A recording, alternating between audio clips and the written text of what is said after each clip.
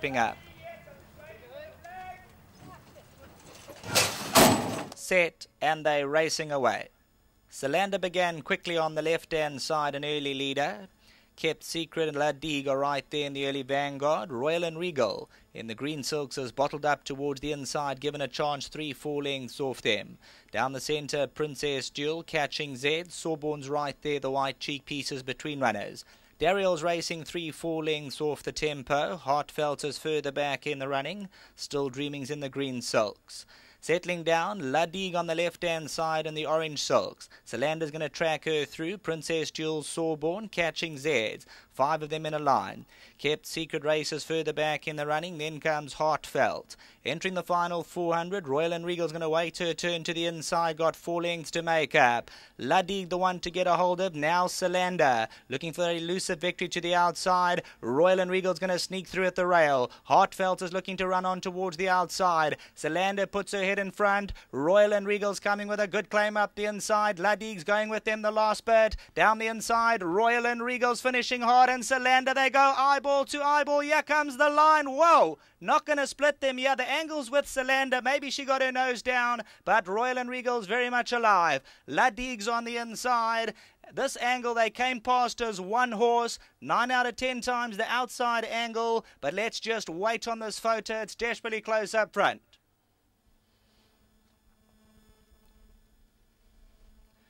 Well, with the naked eye, they go past as one horse. The angle's with number 2, Solander, but Royal and Regal's in front up the inside. Royal and Regal, Solander's lunging through late. Let's see if Solander gets that nose down. Well, go back one fraction. That is very tight. Royal and Regal on the inside, and Solander very, very close. It's obscured, yeah. Can't quite make it out there. It's very close. Royal and Regal's up the inside, very much alive with Solander. And Royal and Regal, her nose is down there with Solander as they hit that winning post. Let's just wait for the confirmation here. Royal and Regal's very much alive. Solander's closest to us. La Digue between them stays on third, beaten that length.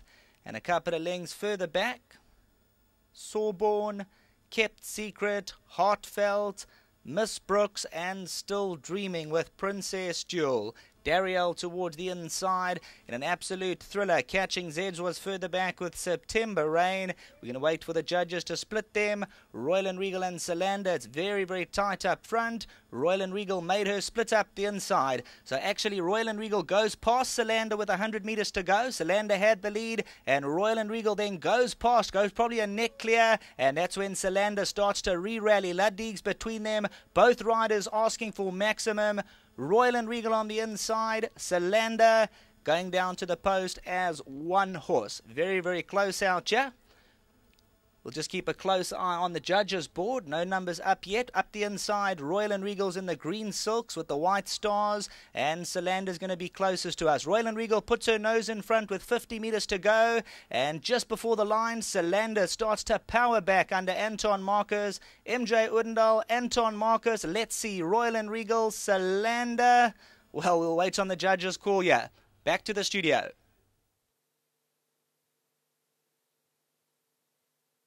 Well, an exciting finish to race number 3, the start of the place accumulator. Royal and Regal and Solander going to the post as one horse, but the judges had a good look at that photo, and it's gone to number 1, Royal and Regal, for trainer Wendy Whitehead, daughter of Slew the Red, bred by Mr. Chris Sanders, and of course MJ Odendaal doing duty for the stable. Spare a thought for Solander back in second. Again, she's earned another stake check for her connections. But the numbers in the frame, Wendy, and you all smiles. Oh, absolutely, Dees. It was a great win from her today. She was beaten last time out just by a better horse on the day. So I'm very, very chuffed. Scottsville 1200 seems to be her game. She likes to come from off the pace, and she finished really well at one stage. I didn't think she was going to get a gap, but she came through very nicely today and won a nice race. So. Yeah, that was it, because I looked at MJ sitting and posing, and Colin Story was just in front of him, but the gap opened in time. Yes, absolutely. The second horse was very close. It was the same scenario last time, but it was a great win today. I'm very chuffed. Could be a nice day for you. You got some decent horses later on. Yes, I've got Natterjack in the 5th race. I think he'll run a nice race today.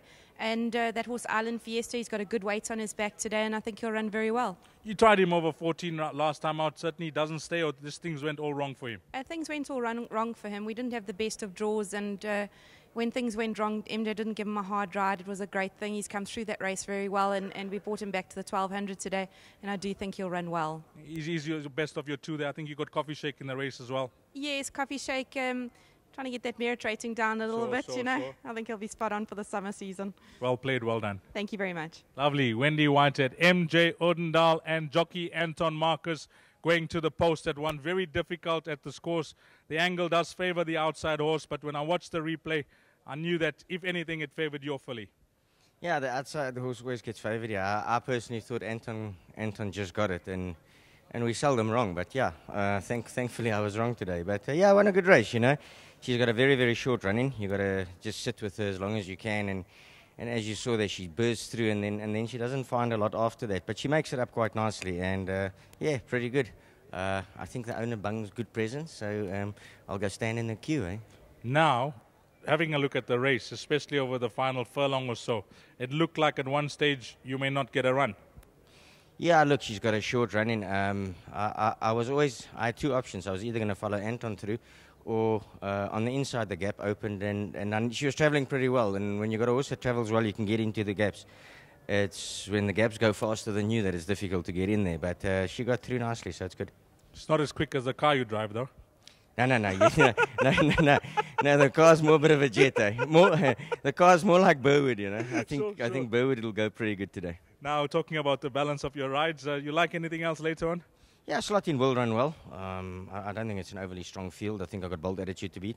He's not a miler. He's a 10 furlong horse, but it's not a strong race, so we might get away with it. Natterjack, I'd be happy if he runs third. I thought the favourite and the second favourite would probably be hard to get by them, but we'll see.